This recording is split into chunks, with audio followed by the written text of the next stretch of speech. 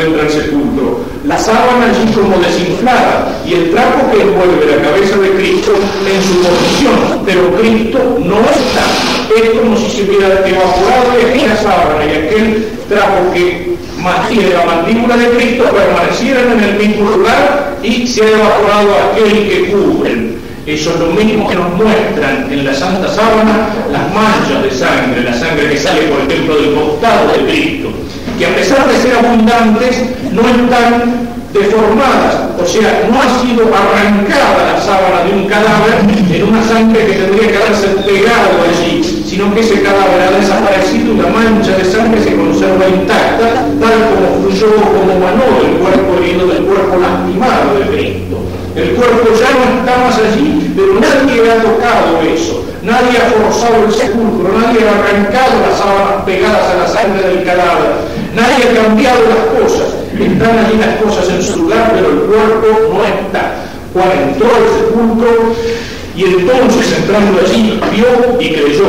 Y es, como dice varias veces en su evangelio, este discípulo el que da testimonio y su testimonio es verdadero. ¿Para qué? Para que también vosotros creáis. Y otra imagen que nos muestra aquello que hoy decíamos es esa otra aparición de Cristo a los discípulos de Emaús.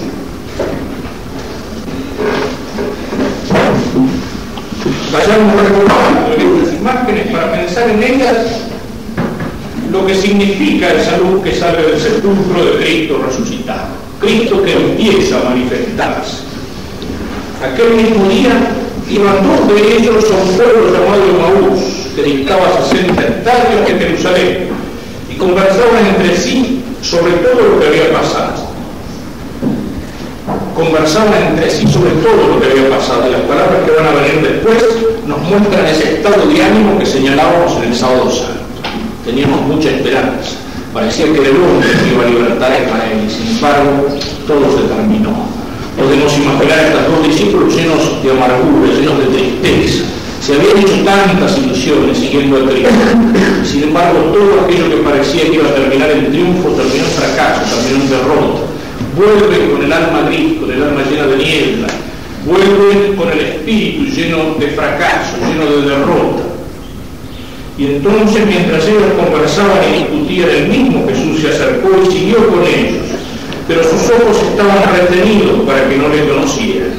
Había tanta oscuridad dentro de su alma que es como si esa oscuridad velara sus ojos para que no reconocieran a Cristo. No podían reconocerlo porque estaban llenos de dudas, porque estaban llenos de temor. Y él les dice: ¿qué discutís entre vosotros mientras vais andando? Ellos se pararon con aire entristecido.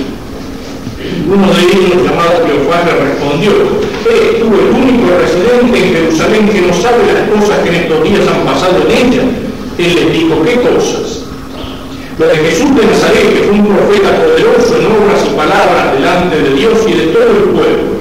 ¿Cómo nuestros sumos sacerdotes y magistrados lo condenaron a muerte y lo crucificaron? Nosotros esperábamos que sería él el que iba a librar a Israel.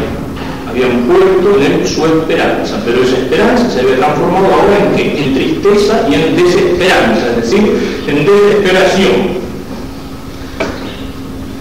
Pero con todas estas cosas llevamos ya 3 días desde que esto pasó. El caso es que algunas mujeres de las nuestras nos han sobresaltado porque fueron de madrugada al sepulcro y al no hallar su cuerpo vinieron diciendo que hasta habían visto una aparición de ángeles que decían que él vivía. Fueron también algunos de los nuestros al sepulcro y lo hallaron tal como las mujeres habían dicho, pero a él no lo vieron. O sea, en su tristeza, por eso decía que hasta esto mismo nos muestra la sinceridad del que escribe. No estaban ellos esperando la resurrección. El ambiente no era como para ver imaginaciones, como para ver fantasmas de un aparecido del cual ellos pensaban, bueno, se terminó todo. Y estaban llenos de tristeza y de duda. Incluso la palabra de las mujeres no la creen. Son cosas de mujeres. Han visto fantasmas, es su imaginación. Ya se vuelven, no van a ellos a averiguar a ver si es cierto lo que dicen las mujeres. Ya volvían a su pueblo, todo se terminó y llevaban sobre las espaldas el peso del fracaso. Cristo les dice: oh insensatos y tardos de corazón para creer todo lo que dijeron los profetas. ¿No era necesario que el Cristo padeciera eso y entrara así en su gloria? y empezando por Moisés y continuando por todos los profetas, les explicó lo que había sobre él en la Escritura. Luego llega al pueblo, él quiere seguir adelante, pero le dicen: quédate con nosotros, Señor, porque atardece y el día ya declinado. Y cuando se sientan en la mesa, tomó el pan, pronunció la bendición, lo partió y se lo iba dando. Entonces se les abrieron los ojos y lo reconocieron, pero él desapareció de su lado. Se dijeron uno a otro: ¿no estaba ardiendo nuestro corazón dentro de nosotros cuando nos hablaba en el camino y nos explicaba las Escrituras? Se levantan y van corriendo a Jerusalén, se encuentran con los apóstoles. El Señor ha resucitado, dicen los apóstoles. Es verdad, se ha aparecido a Simón. También Cristo en sus apariciones, primero a Pedro, como va a decir después San Pablo. Primero se apareció a Cefas. ¿Qué encontramos en esto? Cristo les fue explicando a través de las Escrituras todo lo que las Escrituras decían de Cristo. Ellos venían con la sensación de la tristeza, del fracaso, de que todo ha terminado, de que todo se acaba allí, en la oscuridad de la cruz y en los bris del sepulcro. Y Cristo les muestra diciéndoles: pero todo eso ya estaba en la Escritura. Es un poco lo que decíamos cuando, al hablar del fracaso, de los problemas de la cruz en nuestra vida, nos rebelamos. Cuando nos viene el cansancio, cuando nos viene el espíritu de derrota, cuando decimos: no hay nada que hacer, la lucha es inútil, me esfuerzo pero no cambio, pero no mejoro, me esfuerzo pero no consigo cambiar lo que tengo alrededor mío. Viene la sensación del fracaso, el cansancio de los vuelos, viene la rebelión. ¿Por qué? Si yo por Cristo todas estas cosas me tiene que pasar esto y aquello y lo demás allá. Eso está en el contrato: el que quiere seguirme, que cargue su cruz y que me siga. Y eso es lo mismo que Cristo le dice a los discípulos de Maús. Pero todo esto a ustedes los entristece. Ustedes piensan que todo se ha terminado, que todo ha fracasado. No, si eso ya estaba anunciado. Lo que pasa es que ustedes eran ciegos para ver las Escrituras, y les va mostrando cómo las Escrituras anunciaban a Cristo, anunciaban el Mesías, anunciaban el Salvador, anunciaban el Mesías triunfante, pero anunciaban también que ese Mesías, que ese Salvador tenía que pasar por el sufrimiento, por la cruz. Isaías lo había profetizado como varón de dolores, como el que carga sobre sus espaldas todas nuestras miserias, como el que no tiene belleza ni hermosura. En los Salmos, el Salmo 22 describe la crucifixión de Cristo hasta en cada uno de sus detalles. Todo eso estaba anunciado en las Escrituras, pero los hombres no querían verlo, eran ciegos para eso, esperaban que la cosa fuera fácil, esperaban que Cristo apareciera como Mesías triunfador y que con sus milagros fuera abriendo el camino de la victoria, y entonces que solamente costara seguirlo. Es lo que le dicen aquellos dos apóstoles, o la madre, mejor dicho, de aquellos dos apóstoles, Santiago, los hijos del Zebedeo, cuando venía teniendo el Señor un puestito en el gobierno, ¿no es cierto? Señor, para mis hijos, cuando estés en el reino de Israel, que uno esté a la izquierda y que otro a la derecha. Y Cristo les dice: un momento, ¿son capaces de verdad mi cáliz? Es decir, ¿son capaces de cargar la cruz? Que lo del puesto lo vamos a ver después. O sea, Cristo nos llama a seguirnos, pero no nos promete el puesto fácil, no nos promete la victoria sin combate, no nos promete el triunfo sin lucha y sin esfuerzo y sin sacrificio. Y a veces lo primero que vamos a pedir a Cristo es eso: Señor, nosotros que hemos estado con vos, es como el que va a decirle: bueno, doctor, puede contar con todos los votos, pero después de las elecciones acuérdese de mí, después de las elecciones acuérdese de mí, yo ando en buenas relaciones con usted, así que después el puestito para mí. Y eso es lo que le pedimos a veces a Cristo: el puestito fácil, el acompañado en algún momento fácil del camino para acompañarlo en la victoria. Es distinta la imagen que nos da el Evangelio. El que quiera seguirme, que cargue su cruz y que me siga. Y Cristo, para llegar a la victoria, al triunfo, Cristo tenía que pasar por la cruz. Y eso es lo que nos señala a nosotros. En sus ejercicios San Ignacio pone aquel llamado del rey para seguirlo. Y pone ejemplo, la imagen de un rey temporal. Es decir, de un hombre que es un jefe, de un hombre que es un caudillo, de un hombre que es un capitán, y que llama a todos los hombres en la imagen que tenía San Ignacio para conquistar toda la tierra de los infieles. Pero dice: el que me quiera seguir tiene que llevar mi vida, tiene que compartir mi vida, en el esfuerzo, en el sacrificio, en la privación, en la lucha y en el combate, para que siguiéndome en la pena me siga también en la gloria. Y ese jefe, ese caudillo, ese hombre que lleva detrás de sí a los hombres que están dispuestos a seguirlo en las manos para seguirlo después en la victoria, San Ignacio lo descubre como una imagen de Cristo. También Cristo nos llama al seguimiento, a la lucha, al al combate, pero Cristo nos dice, el que quiera seguirme, tiene que cargar su cruz y seguirme. Seguirme es la pena, para seguirme después en la gloria. La vida del cristiano no es oscuridad, no es solamente cruz, no es solamente derrota, muerte, fracaso, no, pero para llegar a la gloria, para llegar a la victoria, hay que estar dispuesto a seguir a Cristo en la dificultad, en el combate, en la persecución, en la incomprensión, en la cruz, es decir, a cargar con Cristo la cruz. Era necesario, dice, que el Mesías padeciera para que entrara en su gloria. La cruz no es el objetivo final de nuestra vida, pero la cruz para nosotros como para Cristo es la llave que nos abre las puertas de la gloria. Y sin esa llave de la cruz del sufrimiento, las puertas de la gloria permanecen cerradas. Cristo con la cruz nos abrió las puertas de la gloria, con su muerte en la cruz, con eso nos abrió las puertas de la gloria.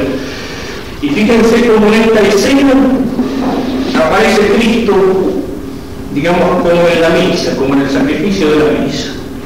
En primer lugar, Cristo desinterpreta las Escrituras. Es lo que podríamos llamar la liturgia de la palabra, y la explicación de esta liturgia. Cristo fue explicando todas las Escrituras para mostrarle cómo el Mesías tenía que padecer para entrar en su gloria, y le fue iluminando el sentido de las Escrituras.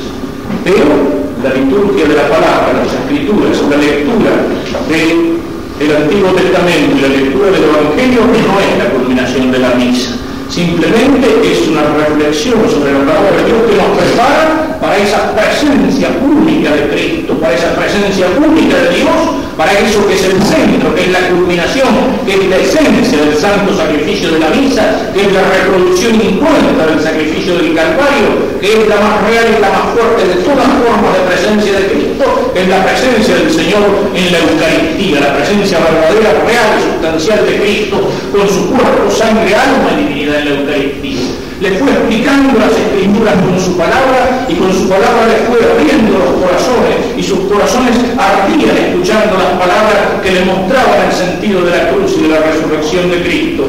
Y entonces, cuando ya sus corazones estaban ardiendo por la palabra de Cristo, Cristo parte el pan y se lo entrega.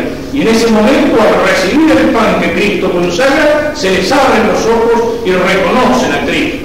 En el sacramento de la fe y con la palabra de Cristo se barren sus dudas quedan de costado, sale de ellos todo lo que es tristeza, oscuridad, todo aquello que estaba velando sus ojos, y en ese momento ellos reconocen a Cristo. Pensemos en esta escena. La resurrección de Cristo es en primer lugar garantía de nuestra victoria. La resurrección de Cristo es en segundo lugar la garantía de la verdad de nuestra fe. Sobre esto diremos algo más después, pero tratemos de imaginar y de meditar y de reflexionar sobre estas primeras escenas. Cristo que surge todo el del sepulcro, la piedra que se voltea, los ángeles que bajan del cielo, el temor de los soldados que después los judíos van a comprar para que digan que los apóstoles han venido a robar a Cristo del sepulcro. La presencia de las mujeres que encuentran el sepulcro vacío, el primer anuncio de incredulidad, Pedro y Juan que corren hacia el sepulcro. Esa primacía de Pedro, que es el que nos tiene que pasar la antorcha del testimonio con la luz de la resurrección de Cristo. Esa fe de Juan cuando ve el sepulcro vacío y la sábana allí como desinflada. Cristo ya no está allí, ya no está allí su cuerpo, ha resucitado, vio y creyó. Y luego esa escena de Maús, la tristeza, el fracaso, la derrota, y eso al mismo tiempo es la oscuridad que le vela los ojos y que le impide reconocer a Cristo. Cristo que les va explicando que el camino para la victoria, que el camino para el triunfo, que el camino para la gloria pasa por el Calvario, pasa por la cruz, pasa por esa derrota aparente, pero que la fidelidad junto a la cruz es precisamente la que nos lleva a la victoria con Cristo. Cristo que lo explica con su palabra, Cristo que les entrega el pan de su cuerpo. Y entonces sí, con la palabra que hace arder los corazones y con esa presencia eucarística de Cristo, se abren los ojos de la fe y pueden reconocer a Cristo. Y se disipa en ellos lo que es oscuridad, tristeza, fracaso, desaliento. Y luego aquellas otras palabras que también nos pueden dar lugar para tantas meditaciones y que en los momentos difíciles de nuestra vida pueden ser para nosotros como una oración. Las palabras que le dirigen los apóstoles cuando llegan a Emaús. Quédate con nosotros, Señor, porque anochece. Quédate con nosotros, Señor, porque está oscureciendo. Estas palabras, estas súplicas, también nos muestran cómo en el Evangelio las realidades materiales son, incluso las realidades materiales, son el símbolo de realidades superiores. Recuerden lo que decíamos de la luz. No es solo la luz física, es la verdad, es el bien, Cristo, es la divinidad. Recuerden lo que decimos de la oscuridad. No son solo las tinieblas, es el pecado, es el demonio que entra en el alma de Judas, es la mentira, es el error, es la confusión. Aquí también tenemos otra de esas imágenes que nos llevan de la realidad física a una realidad superior. Como esa de Juan, salió Judas, el diablo había entrado en su alma, era de noche física en el tiempo, pero noche sobre todo en el alma de Judas, noche del pecado, noche de la traición.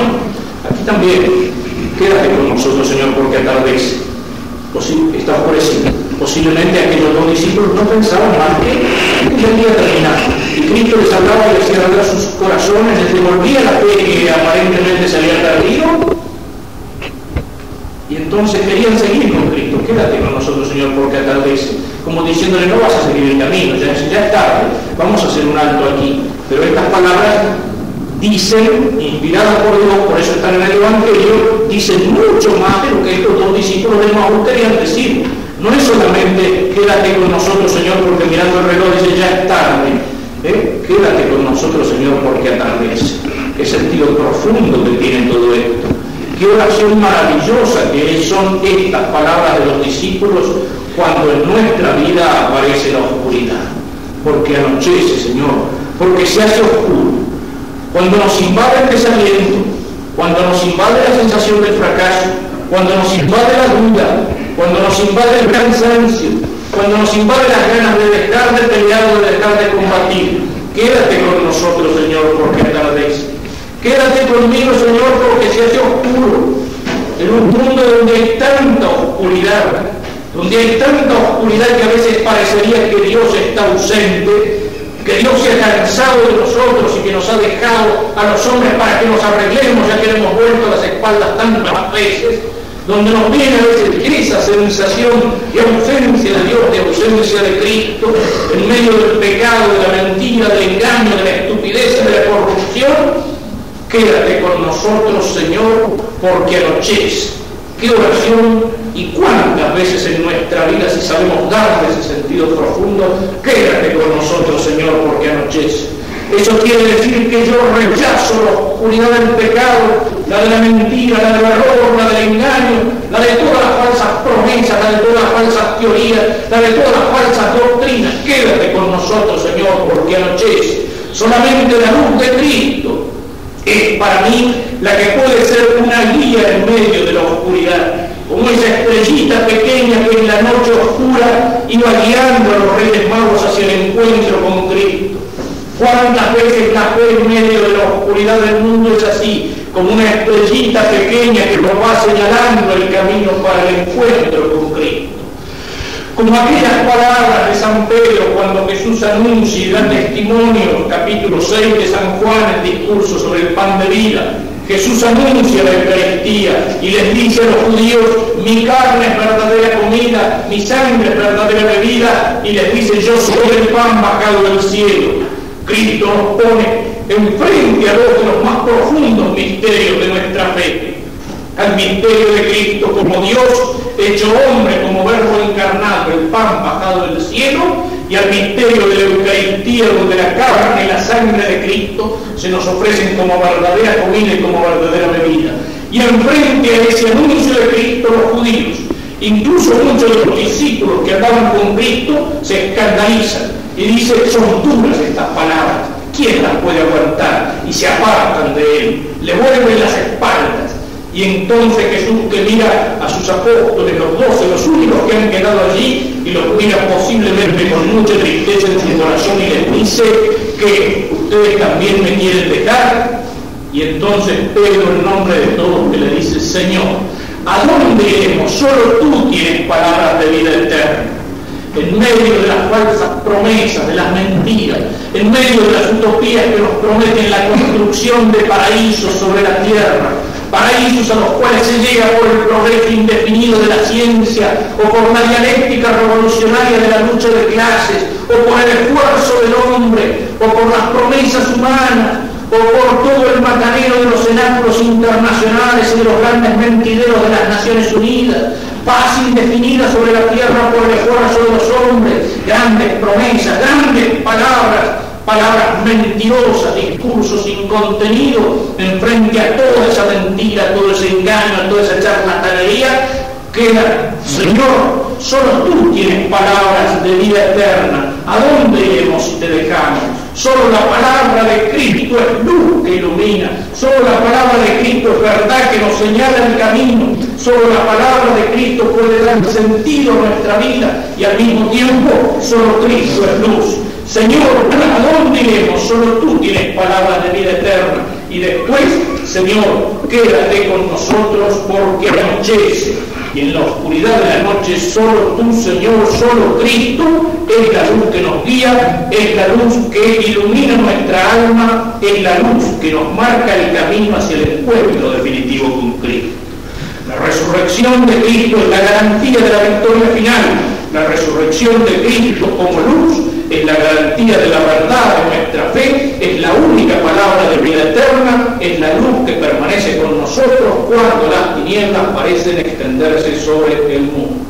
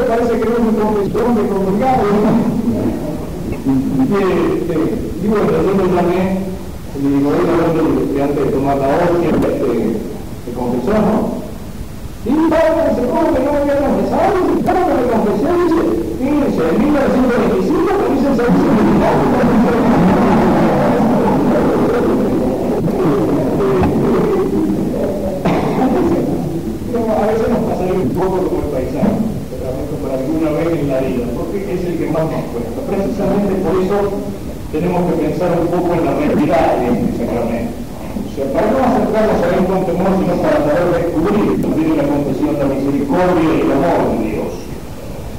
En primer lugar, ¿qué nos dice la Escritura sobre esto?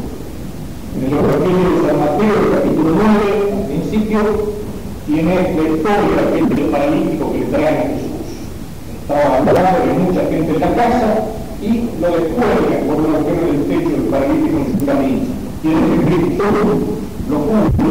Y Cristo, antes de mirar el cuerpo, Cristo mira el alma y le dice: tus pecados son perdonados. Y los judíos que estaban ahí alrededor piensan para adentro: ¿qué está diciendo él? La pena, solamente Dios tiene el poder de perdonar los pecados.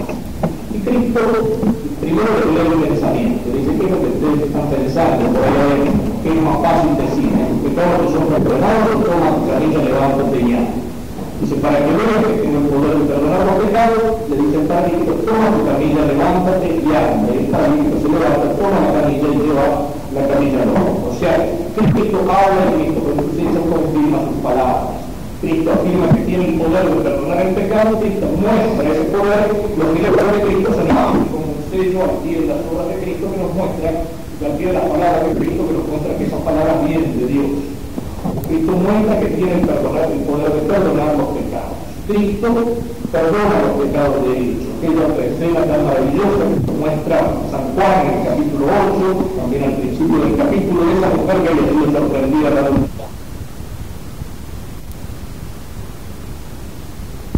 Entonces le dice el Señor: no hay que decir nada de esto, que es lo que hacemos. Cristo que se inclina a vivir en nosotros, una de sus actitudes exteriores, pero varias interpretaciones, y al final dice: bueno, que esté sin pecado que tire la primera piedra.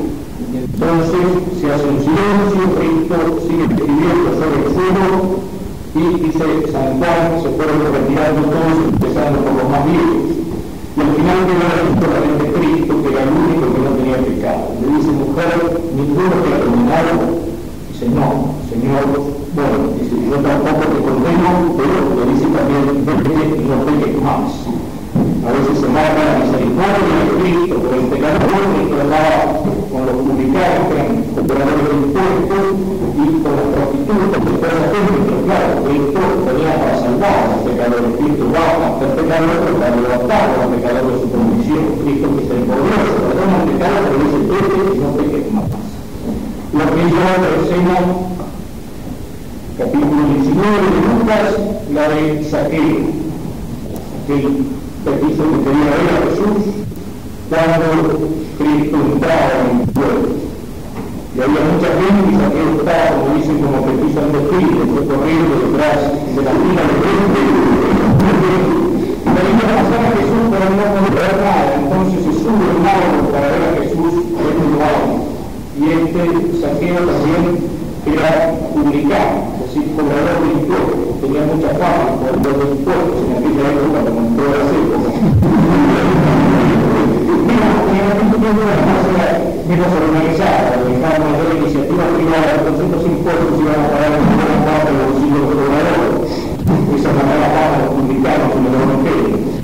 Y entonces cuando Cristo pasa por ahí abajo, lo ve sobre el agua, Cristo conoce las almas, conoce las conciencias, y le dice: vaya, Saqueo, porque voy a ir a tocarme en mi casa. Saqueo hace una gran fiesta, y en la fiesta Cristo le ha cambiado el corazón.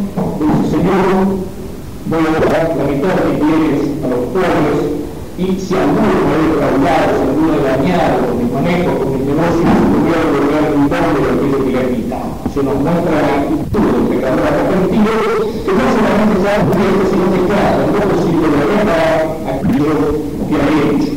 También Cristo nos muestra con sus milagros el poder que Él tiene sobre el pecado. Los milagros de Cristo son precisamente como un símbolo del poder que Cristo tiene. Y de estos milagros también es el milagro de Cristo que más toca la mortalidad del pecado sobre las curaciones de los leprosos. O sea, la lepra viene a ser algo así como la imagen del leproso de lo que era interiormente el pecado. Y ya, sobre todo, digamos, en aquella época donde no había ninguna forma de curación humana para la lepra. El leproso entonces su carne se iba corrompiendo, sobre el cuerpo se iba cayendo a pedazos, digamos, como si se fuera pudriendo en ti, y ese el pecado. Como el alma la cual se va produciendo primero manchas, cuando las manchas de la lepra se pincha o se hiere, no se siente, se vuelve insensible, también el alma que se va manchando por el pecado se vuelve insensible, no reacciona, y luego precisamente por eso se van produciendo heridos y se va produciendo como una corrupción del mismo. Si nosotros pudiéramos tener una imagen de lo que es el alma en pecado, verdaderamente nos espantaríamos. Nuestro tiempo ha perdido el sentido del pecado. No puede decir que tiene mucho menos sentido de lo que es el amor de Dios. Y el leproso también estaba como afuera de la comunidad. No podía entrar en los pueblos, tenía que andar afuera de los campos, en los montes, y tocar la campana cuando se acercaba de lejos para dar a conocer que venían de todos. Estaba como excomulgado, separado de la comunidad. Esa era una imagen de la separación de la comunidad religiosa y al mismo tiempo esa separación de la comunidad, esa separación de la comunidad es algo que de alguna manera conserva el cristianismo, pero no con la fuerza de algo, ¿cierto? El hecho de que aquel que tiene el alma manchada por el pecado grave no puede acercarse como el gano, indica esa separación de la comunidad. Es un poco como una excomunión, no en el sentido jurídico de la comunión eclesial, pero sí que está separado de la comunión, es decir, separado de la comunidad. El pecador inicio es como un miembro del cuerpo de Cristo, todavía si no ha perdido la fe, pero como un miembro muerto, como un miembro paralítico. En la parábola de la Biblia de los sarmientos es como un sarmiento, como una rama, pero una rama seca en la cual no circula la savia. Entonces la posibilidad es que la gracia vuelva a circular por el perdón, o de lo contrario esa rama sirve para ser cortada y arrojada fuera. Y esta excomunión del leproso mantenida fuera de la comunidad, entre los judíos tenía un sentido religioso. O sea, no era solamente el peligro o el temor del contagio, porque no se hacía con otras enfermedades. Y Cristo muestra con la curación de los leprosos su poder sobre el pecado. Todos los milagros de Cristo tienen en esto algún simbolismo. Son reales, verdaderos, eran leprosos reales, heridos en su carne, pero Cristo al curarlos muestra también como Él viene a curar la lepra del alma, que es el pecado. Cristo muestra su poder sobre el pecado, porque Cristo vence al demonio, expulsa a los demonios, el demonio que es el autor primero del pecado. Y Cristo vence a las consecuencias del pecado, vence a la enfermedad y vence a la muerte, que es sobre todo la consecuencia más grande del pecado. La muerte del cuerpo, pero sobre todo la muerte del alma. Cristo nos muestra con su propia resurrección el triunfo sobre la muerte.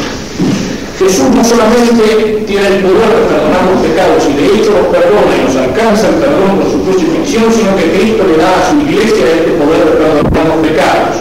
En primer lugar a Pedro cuando le da el poder de atar y desatar, y le dice que lo que ate en la tierra o lo que desate en la tierra será desatado o atado en el cielo. Y luego de su resurrección le dice a los apóstoles, capítulo 20 de San Juan, versículos 22 y 23, recibid al Espíritu Santo, los que le perdonéis los pecados les serán perdonados, y a los que se los reprengáis les serán retenidos. Es decir, Cristo le da a su iglesia el poder de perdonar los pecados. Y a veces es la primera cosa que nos cuesta un poco entender, y es la dificultad que hacen los protestantes a este sacramento. Y es la dificultad que ahora menos, pero hace algunos años atrás se puso muy de moda en algunos ambientes católicos. Yo me confieso con Dios, yo le pido perdón a Dios directamente, porque tengo que ir al cura. Habitualmente esto suele ser un poco una excusa. Decíamos que la confesión es un sacramento de misericordia y al cual tendríamos que ir con confianza hacia el encuentro del amor de Cristo que perdona. Pero claro, a todos nos cuesta, a todos. A los sacerdotes también nos cuesta confesarnos. Todos sentimos la humillación, sentimos la vergüenza de nuestros pecados. Entonces cualquier objeción, cualquier argumento contra este sacramento se lo acepta como facilidad.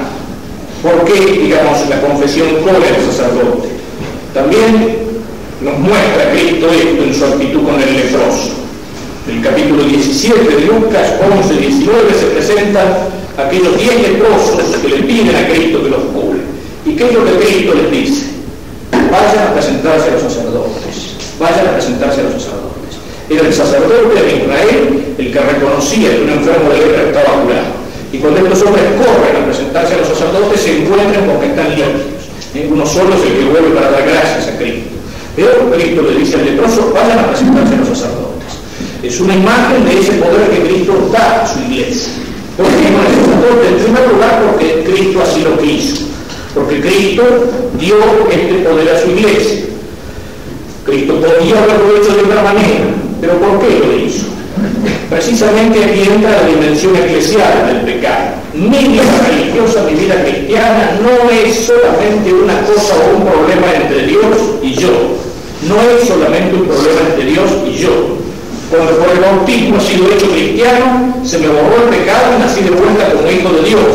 Pero al mismo tiempo fui incorporado a la iglesia.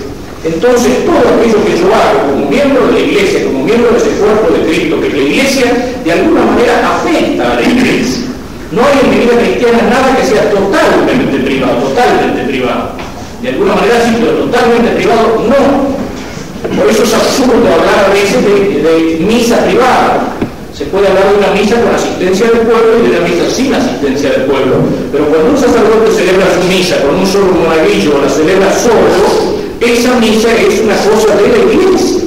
Y ahí la gracia de esa misa se derrama sobre las almas del purgatorio, influye de una manera misteriosa en todo el cuerpo de la iglesia, y la iglesia es triunfante, los ángeles y los santos están presentes en esa misa. Y en la iglesia tiene esa dimensión social también la oración de la monja carmelita o la oración del cartujo en su celda. Por eso mismo es lo que la iglesia ha reconocido cuando puso a Santa Teresita, una monja de clausura, como patrona de las misiones, junto con San Francisco Javier, que ahora ha llevado por el entusiasmo de Cristo hasta llevar la palabra de Cristo y morir en las puertas de la China. La iglesia sabe que la oración de la carmelita o del cartujo aislado, solitario en su celda, tiene tanta fuerza como la del misionero que va a predicar a Cristo a la otra punta del mundo. Y eso que pasa para el bien también es algo que pasa para el mal. Mi pecado no es solamente una cosa entre Dios y yo. Hay pecados que afectan a nosotros. Si yo robo, si yo mato o hiero a otro, si yo calumnio a una persona, eso estoy haciendo daño al otro. Pero un pecado personal, aquel pecado que se me queda guardado en lo más íntimo, en lo más profundo de mi conciencia, aquel pensamiento malo, aquel odio o aquel rencor que uno puede tener al otro, a lo mejor por afuera lo disimula con una sonrisa, no lo muestra, pero sin embargo ese pecado está hiriendo de alguna manera al cuerpo de Cristo, al tesoro de gracia de la iglesia.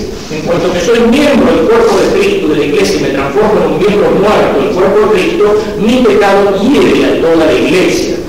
Es lo que dice San Pablo con palabras muy fuertes cuando habla en la epístola de los Corintios del pecado del cristiano en su cuerpo, y dice: aquel que se une con una prostituta y es miembro de Cristo por el bautismo está transformando el miembro de Cristo en un miembro de prostitución. O sea, está profanando el cuerpo de Cristo al cual él pertenece. Por eso mi reconciliación con Dios en la confesión no es solamente algo que se hace entre Dios y yo, sino que es en la iglesia donde yo tengo que pedir de Dios la reconciliación, el perdón de los pecados por este sacramento que Cristo ha puesto en poder de su iglesia y que es, como decíamos, un sacramento de misericordia, de perdón. Eso es lo que tenemos que ver, saber descubrir en la confesión el amor de Dios, porque eso es lo que nos ayuda a vencer ese temor y esa vergüenza que muchas veces nos saca enfrente a la confesión. Yo cuando se lo explico a los Luises en el catecismo se lo doy con una imagen, que es real, o sea, no es solamente un cuento. Pero cuando nosotros pecamos, Dios nos ve, sí, Dios me ve cuando yo peco. Dios conoce todas las cosas. Muchas veces les habré citado esa frase en la cual los musulmanes explican el conocimiento de Dios. Alá, dicen ellos, ve una hormiga negra sobre una piedra negra en una noche oscura. Dios conoce hasta lo más oculto, hasta lo más profundo. Cuando yo tengo incluso en mi interior, Dios me ve. Y sin embargo, no tengo vergüenza. Y eso le digo, ¿qué pasa? El diablo nos roba la vergüenza cuando pecamos, para que nos olvidemos de que Dios nos está viendo, para que pequemos en presencia de Dios. ¿Cuántas cosas en nuestra vida que a lo mejor nos avergonzaríamos si las conocieran nosotros? Nos avergonzaríamos de hacerla delante de los demás. Nos avergonzaríamos si si los demás nos conocieran, o sea, si lleváramos todo nuestro portfolio personal escrito en la frente, ¿no es cierto? Alguna vez uno se puede imaginar lo que sería si nosotros en la frente tuviéramos como una pantalla de televisión donde pasaran todas nuestras imágenes y todos nuestros pensamientos. Muchas veces tendríamos que andar con una gorra o con un sombrero. Si todo el mundo pudiera estar viendo lo que llevamos por adentro, ¿no es cierto? Y sin embargo, Dios me ve y yo me olvido de eso y peco y ofendo a Dios y las cosas que me avergonzaría de hacer delante de los demás y que no quisiera que en mi vida nadie me conociera, delante de Dios las hago con toda tranquilidad. ¿Y después qué hace el diablo con la vergüenza? Se la guarda. No le sirve para nada, o sea, el diablo es sinvergüenza. Entonces no sabe qué hacer con la vergüenza y la devuelve. ¿Cuándo nos devuelve la vergüenza el diablo? Cuando tenemos que confesarnos. Ahí aparece el diablo mudo, que es uno de los más eficaces entre todos los diablos que andan sueltos por ahí. Nos devuelve la vergüenza cuando tenemos que confesarnos. Trata de que no lo hagamos, de que lo vayamos postergando para mañana, para la semana que viene, para el mes que viene, para el año que viene. Y cuando vamos a confesarnos, trata de atarnos la lengua, de taparnos la boca, para que no las digamos, o por lo menos no las digamos todas, no las digamos todas. Estaba hablando también en una de nuestras zonas de campaña, y hay unos bricheros bastante famosos en la zona, ¿no? Y a veces se celebra misa ahí enfrente, y me dice, bueno, paisano, me dice, digamos, fulano no va a confesar, ¿no? Dice, porque pide que si lo vas a confesar a eso, te voy a pasar un rato largo, ¿no? Dice, bueno, dice, a menos que confesara con más apertura, dice, nada más que los pecados de superficie. Entonces, un poco puedo aprovechar para meterme con las mujeres, que somos todos hombres. Casi lo dije en una capilla y se me enojaron algunos un poco, porque cuando va a haber visitas pero están medio apurados, entonces meten la basura abajo de la alfombra o abajo de algún armario. Digamos, a veces pasa eso con la confesión. A veces un sacerdote había confesado a un enfermo en el hospital, no sé si habrá sido por temor de decirle que no, o por temor de la operación o que se confesó, pero después a los pocos días se lo encontró por la calle. Dice, ¿qué tal padre? ¿Cómo le va? ¿No me conoce? Y sí, dice, ¿de dónde lo he visto a usted? Dice, en el hospital, otra vez. Dice, yo me confesé con usted. Y dice, no se va a creer.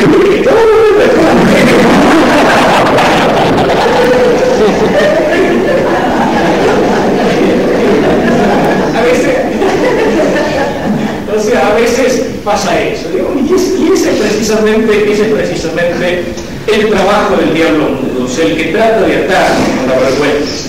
Todos tenemos ese problema. Don Bosco, un gran conocedor de almas, que veía las almas como transparentes, insistía tanto en la claridad, en la sinceridad en la confesión, porque precisamente eso es el pecado no es contra el sacerdote, y el que perdona es el sacerdote, sí, es Cristo que perdona a través del sacerdote. Si hay dos momentos en los cuales el sacerdote aparece profundamente identificado con Cristo, uno es el momento de la consagración en la misa, cuando dice, esto es mi cuerpo, esta es mi sangre. El cuerpo de quien, el sacerdote no es de Cristo, pero es el sacerdote que está usando allí las palabras de Cristo y actuando en lugar de Cristo. Y luego, cuando delante de un pecador arrepentido, el sacerdote traza el gesto de la absolución y dice, yo te absuelvo, yo te perdono. ¿Quién? El sacerdote, y es Cristo que perdona a través del sacerdote. Es un hombre como cualquier otro, sí, pero que tiene la imposición de las manos del obispo y las manos consagradas para bendecir, para consagrar y para perdonar. Y esto es un misterio tan grande que aun cuando el sacerdote fuera indigno, que aun cuando el sacerdote fuera un desgraciado o un pecador, sin embargo, cuando pronuncia esas palabras, consagra y Cristo se hace presente en esas manos indignas. Hay un verso tan lindo de Lope de Vega, que fue sacerdote y que fue bastante vago también en su vida, pero que tenía sentido del pecado, ¿cierto? Cuando en mis manos, Rey eterno, miro y la cándida víctima levanto, de mi atrevida dignidad me espanto y la piedad de vuestro pecho admiro. Y al final termina diciendo, no sean tantas las miserias nuestras que aquel que obtuvo en sus indignas manos vos lo dejéis de las divinas vuestras. O sea, tenía conciencia de su indignidad. Aún cuando fuera el sacerdote indigno, Cristo se hace presente. El sacerdote comete un gran pecado y no se cree, pero Cristo se hace presente. Lo mismo el sacerdote cuando absuelve. Podrá ser indigno, pero la gracia, el perdón de Cristo pasa a través de ese instrumento indigno. Dios es capaz de hacer obras maravillosas con instrumentos humanos indignos y muy deficientes. O sea, es Cristo el que perdona. Entonces, cuando no somos claros, cuando no somos sinceros, cuando, digamos, metemos la basura abajo de la alfombra, eso no sirve. Podemos engañar al sacerdote, pero a Cristo no, es Cristo el que perdona y ahí no puede negar su perdón por nuestra falta de sinceridad. La vergüenza, el demonio mudo, ¿cómo hay que hacer para vencerlo? ¿Cómo hay que hacer para vencerlo? En primer lugar, hay varias cosas que es conveniente pensar, y esto sí de manera concreta, ¿cierto? Una de las primeras cosas que la Iglesia le indica al sacerdote cuando el sacerdote se va a sentar a confesar es pensar que uno también es pecador, precisamente para ser misericordioso en el juicio sobre aquel que viene a confesarse. Y que si esta falta por este pecado no fue cometido ha sido por la gracia de Dios, que no quiso que lo cometiera, y no a lo mejor porque yo soy mejor. Por otra parte, ¿cuántas veces yo escuché ese argumento barato que usan tanto a veces así, qué sé yo, por pastores protestantes, los testigos de Jehová, o a veces en el chismerío de la gente, ¿no es cierto? No, los curas inventaron la confesión para enterarse de los pecados de los demás. Como si fuera el chismerío de vieja que se entera de todas las cosas vecinas del barrio. Pero francamente, si fuera para eso seríamos tan tontos los curas. Porque no creen que es fácil la conversión. Aparte no crean que es muy divertida. Acá uno conoce sus pecados y tiene vergüenza de sus pecados, pero los hombres intentan muy pocas cosas. Había una de esas musiquitas así populares, como esas cosas más o menos tontas, que decía yo tengo un pecado nuevo que quiero estrenar contigo. Es difícil entender un pecado nuevo, francamente. O sea, la cosa no es muy variada, no es muy divertida. Y por otra parte exige verdaderamente un esfuerzo, una tensión interior, una serie de cosas pero precisamente incluso por eso mismo lo de la vergüenza no tiene sentido. Un novelista católico inglés ponía el caso de un asesino que había matado a una persona y que buscaba a quien contarle su crimen, y se lo cuenta a un amigo y el amigo le vuelve las espaldas horrorizado, jamás hubiera pensado eso de vos, y se lo va a contar a un pastor protestante que no confesaba, pero necesitaba